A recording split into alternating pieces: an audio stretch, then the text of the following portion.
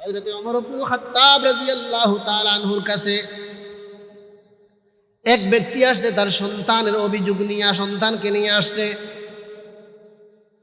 ওমর ইবনুল খাত্তাব রাদিয়াল্লাহু তাআলা আনহুর কাছে আসিয়া বলতেছে, আমার এই ছেলে আমার কথা শুনে না, আমার সাথে অন্যায় আচরণ করে, অবিচার করে, আমাকে গালিগালাজ করে। ওমর ইবনুল খাত্তাব রাদিয়াল্লাহু তাআলা আনহু এই ছেলেকে ধমক দিলেন, এই ছেলে, তুমি তোমার বাবার কথা শোনো না কেন? তোমার উপর তো হক আছে তোমার বাবার সাথে সদাচরণ করা, বাবার সাথে কটু আচরণ করতে নাই, তোমার উপর এই হক আছে। তুমি কেন তোমার বাবার সাথে নাফরমানি করো, অবাধ্য আচরণ করো? তখন ওই সন্তান বলে, আমিরুল মুমিনিন, আমার বাবার হক গুলা বললা, আমার কি কোনো হক নাই আমার বাবার উপর? আমার কি কোনো হক নাই আমার বাবার উপর? তখন ওমর ইবনুল খাত্তাব রাদিয়াল্লাহু তাআলা আনহু বলেন, হ্যাঁ, সন্তানেরও হক আছে বাবার উপর। নাম্বার 1 হলো সুন্দর একটা নাম রাখা, 2 নম্বরে কোরআনের ইলম শিক্ষা দেয়া, 3 নম্বরে তার যেন একজন মা যিনি হবেন তিনি যেন সম্ভ্রান্ত পরিবারের হন। অর্থাৎ বাবা যখন বিবাহ করে যাকে তাকে বিবাহ করবে না, একজন সম্ভ্রান্ত ফ্যামিলির মেয়ে দেখে বিবাহ করবে। তখন ছেলে বলতেছে, আমিরুল মুমিনিন, আমার আব্বা আমার একটা হকও তিনি আদায় করেন নাই। কিভাবে? বিলে আমার মা ইনি সম্ভ্রান্ত পরিবারের কোনো মেয়ে নয়, আমার মা হলেন 400 দিরহামের কেনা একজন বাদী, আর আমি বাদীর ঘর থেকে হইলাম ছেলে। অর্থাৎ আমরা ভাষায় বান্দির ফুয়া, গ্রাম্য ভাষায় বান্দির ফুয়া। আগে তো গুলাম বাদী এগুলা আসিল, এখন তো এগুলা গালিতে পরিণত হয়েছে। আগে তো এগুলা বাস্তবে আসিল, মানুষ কেনা বেচা হইতো, পুরুষ হইলে গোলাম আর মহিলা হইলে বাদী, মহিলা হইলে। তখন ছেলে বলতেছে, আমার আব্বা তো বিবাহ করার সময় সম্ভ্রান্ত পরিবারের কাউকে বিবাহ করেন নাই, একজন বাদীকে বিবাহ করেছেন, ওই বাদীর ঘর থেকে হইলাম আমি, তাহলে তো একটা রাই। 2 নম্বরে আমার আব্বা আমার নাম রাখছেন জুল মানা হলো চামচিকা, তাহলে এইটাও সুন্দর একটা নাম রাখা, আমার উপর আমার হক আছিল আমার নামটা সুন্দর হওয়া, আমার বাবা এইটাও আদায় করেন নাই, এইটাও আদায় করেন নাই। 3 নম্বরে কোরআনের ইলম শিক্ষা দেওয়া, আমার আল্লাহ পাক রব্বুল আলামিনের মেহেরবানিতে আমার আব্বা একটা কোরআনের অক্ষরও শিক্ষা দেন নাই। তাহলে আমার যে হক আছে আমার বাবার উপর, তিনি নাম মাত্র একটা পালন করেন নাই, 3টাই নাই। ওমর ইবনুল খাত্তাব রাদিয়াল্লাহু তাআলা আনহু তখন বাবার প্রতি রাগ করলেন, ছেলে তো এমনি অবাধ্য হয় নাই, ছেলেকে তো তুমি অবাধ্য বানাইছ। তুমি যখন ছেলের হক আদায় করলা না, এখন এই ছেলে তোমার হক কিভাবে আদায় করবে? এই ছেলে তো বুঝবেই না কিভাবে বাবাকে মানতে হয়, এই ছেলের তো জানাই নাই আমি যে বাবার কথা মানতে হবে, তাকে তো আপনি কোরআনের ইলম শিক্ষা দেন নাই।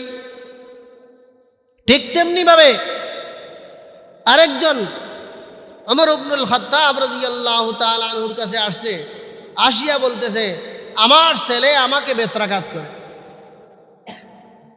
আমার ছেলে আমাকে বেত্রাঘাত করে। তখন তো তিনি শুনে অবাক হয়ে গেলেন, সন্তান কি বাবাকে পিটায়? সুবহানাল্লাহ, তিনি আশ্চর্যান্বিত হয়ে গেলেন, আশ্চর্য হয়ে গেলেন, কি ব্যাপার? তখন তিনি বললেন, তোমার সন্তানের নাম কি সুন্দর রাখছো? মিলে না। তোমার সন্তানকে কোরআন শিক্ষা দিছো, তাহলে আপনি কোরআন শিক্ষা দেন কি করে? তোমার ছেলে এই তো কি কৃষি কাজ করি, সকালে যাই গিয়াই এইভাবে এই গরুর পিছনে সব সময় কাটাই। বলে তাহলে শুনো, ছেলে যে তোমারে মারছে এমনে মারে নাই, তুমি তার হক আদায় করো নাই।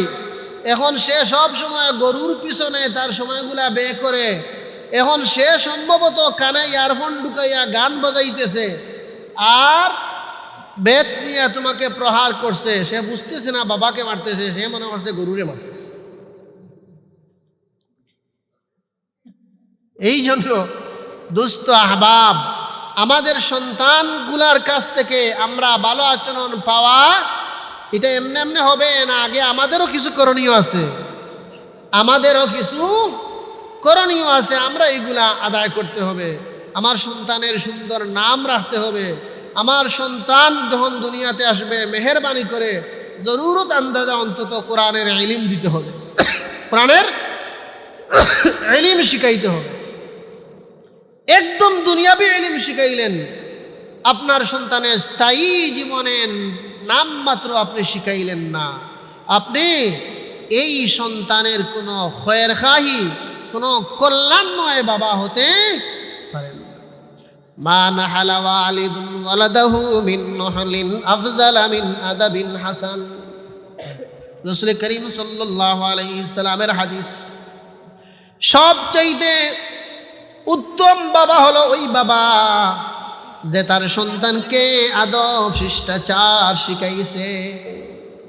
ছেলেরে আদব শিখাইছে, শিষ্টাচার শিখাইছে, কোরআনের ইলম শিখাইছে।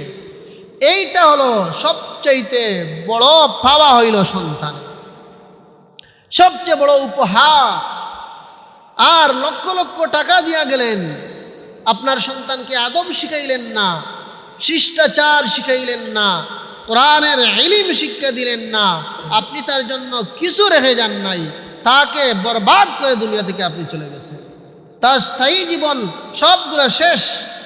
দুনিয়াতেও মানুষকে কষ্ট দিবে, হালাল হারাম চিনবে না, বুঝবে না, মানুষকে কষ্ট দিবে, জুলুম করবে, অত্যাচার করবে, পরকালে তো আর নাই নাই নাই কিছু। সর্বপ্রথম একটা সুন্দর নাম রাখা, সর্বপ্রথম একটা সুন্দর নাম রাখা, এটা হলো সন্তানের হক।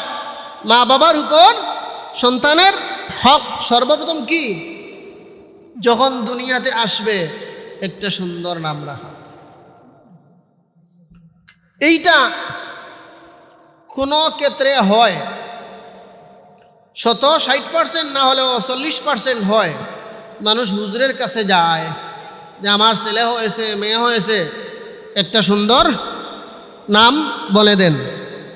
আর প্রায় 40% হয় না, সে তার নিজে নিজেই বেবি, টেম্পু, অয়েল, জুয়েল, ময়েল, কোয়েল, কত কিছু রাখে না যেগুলো না কোরআনের সাথে মিলে, না হাদিসের সাথে মিলে, না কোনো অর্থ থাকে। এমন নাম আছে কোনো অর্থ খুঁজে পাওয়া যায় না। 2 নম্বরে, সন্তান দুনিয়াতে আসার পর কাজ হলো ওয়ায়ুআল্লিমুহুল কিতাব, কোরআনে কারীমের শিক্ষা দেয়া। কি শিক্ষা দেয়া? কোরআনে কারীম শিক্ষা দেয়া। কোরআনে কারীম শিক্ষা নাই, প্রথমেই খেজি স্কুল আছে না নাই? জন্ম নেওয়ার বাদেই খেজি স্কুল পড়াই দিলেন। এখন আলিফ বা তাসা, আলিফ বা তাসাও নাই, একবারে বুনিয়াদি ইলম যেইটা থাকলে আপনাকে আপনার সন্তান মানবে, শ্রদ্ধা করবে, বুঝবে। আপনি তো প্রথমে এটা করেনই নাই, প্রথমেই তো কেজি স্কুলে দিয়া দিয়েছেন, কোরআন শিক্ষা দেন নাই। অথচ 2 নম্বর কাজ হলো তাকে কোরআন শিক্ষা দেওয়া।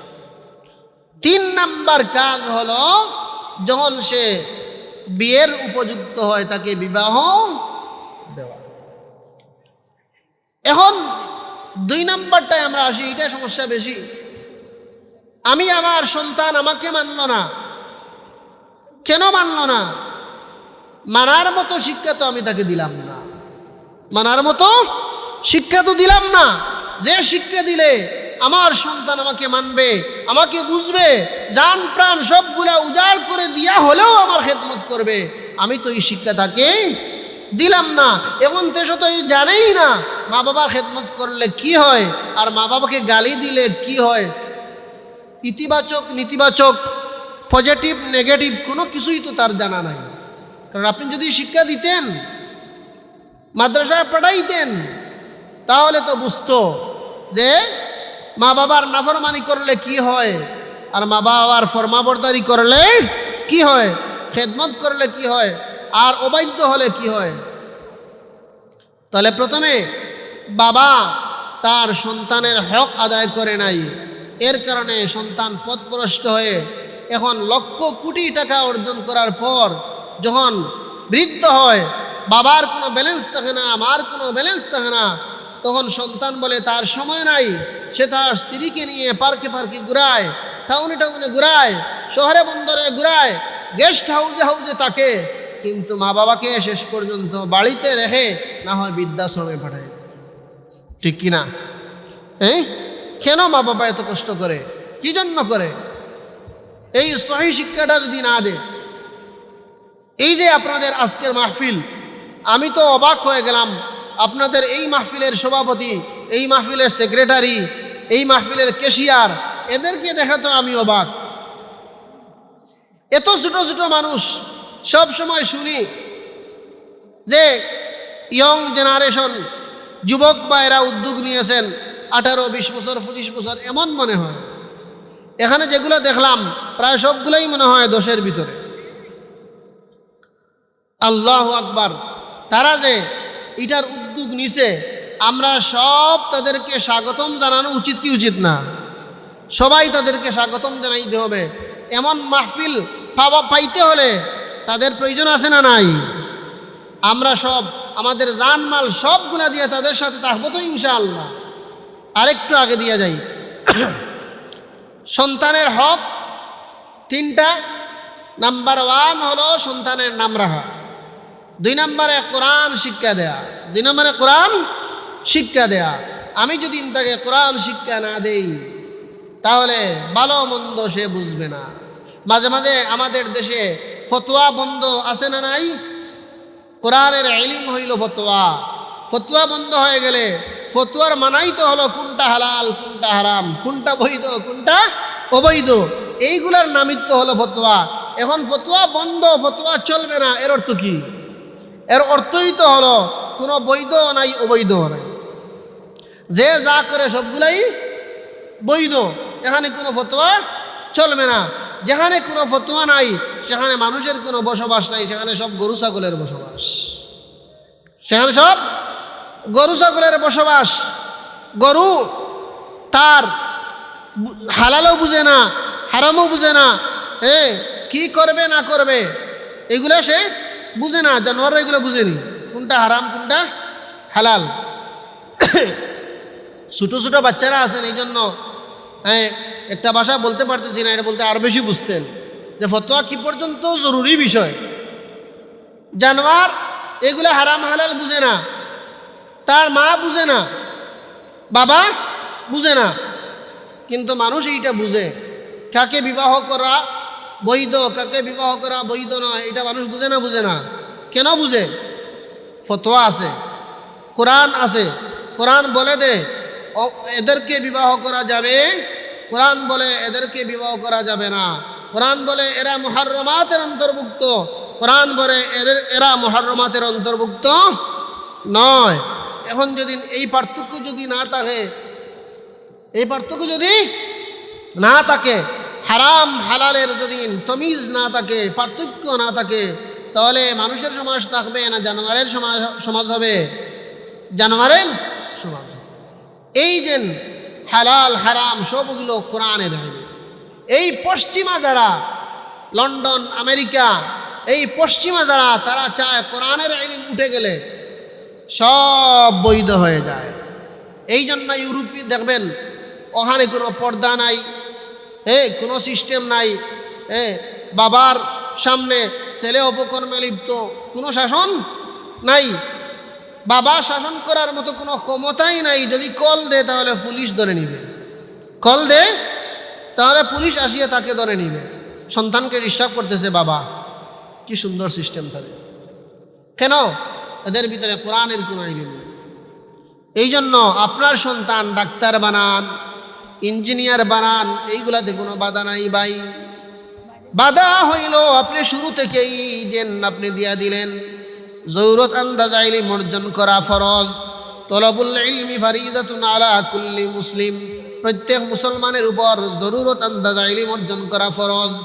যেইগুলা না হইলে নামাজ পড়তে পারবে না, যেইগুলো না হইলে মা বাবা চিনবে না, যেইগুলো না হইলে রোজা রাখতে পারবে না।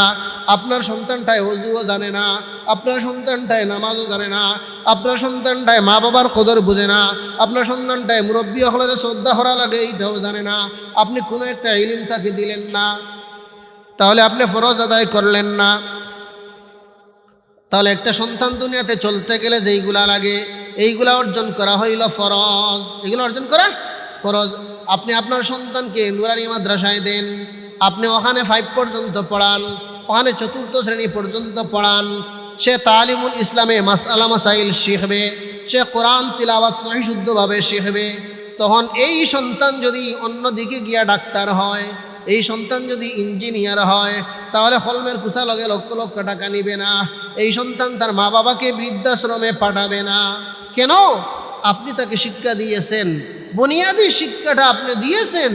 এই জন্য আপনি যখন বৃদ্ধ হবেন আপনাকে মায়ার নজরে আম্বা আম্মা বলিয়া ডাক দিবে, তার স্ত্রীর কথায় আপনার উপর কোনো প্রভাব ফেলবে না।